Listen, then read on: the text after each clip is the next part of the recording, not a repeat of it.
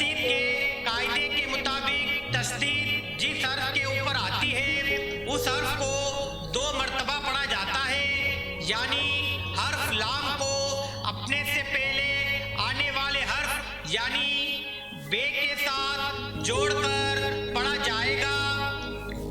इसी तरह से हर्फ लाम को अपने बाद आने वाले हर्फ यानी छोटी ये के साथ जोड़कर पढ़ा जाएगा।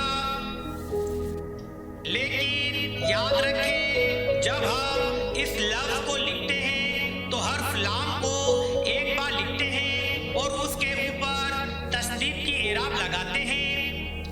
लेकिन जब हम इस लफ्ज की हिज्जे करते हैं तो हर्फ लाम को 2 मर्तबा पढ़ते हैं। आइए गाइस, अब हम इराब के साथ पढ़ना सीखते हैं। इन तीनों हुर्फों को इराब यानी ज़बर, ज़ेर और पेश की मदद से आपस में जोड़कर पढ़ना और हिज्जे करना सीखते हैं। हमने हुरूफ को 2 जोड़ियों में तकसीम किया है। पहली जोड़ी में 2 हरूफ हैं। पहला हर्फ बे, दूसरा हर्फ लाम। इन 2 हुरूफ के नीचे ज़ेर की इराब है। हम इन 2 हुरूफ को ज़ेर की मदद से आपस में जोड़कर पढ़ेंगे। इसी तरह से दूसरे हर्फ की जोड़ी में 2 हरूफ हैं।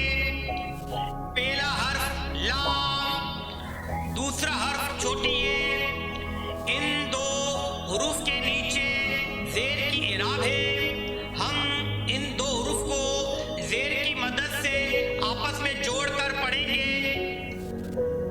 जब हम दोनों आवाज़ों को जोड़ते हैं तो लफ्ज़ बनता है बे लाम ज़ेर बिल, लाम छोटी ये ज़ेर ली बिल्ली। बे लाम ज़ेर बिल, लाम छोटी ये ज़ेर ली बिल्ली।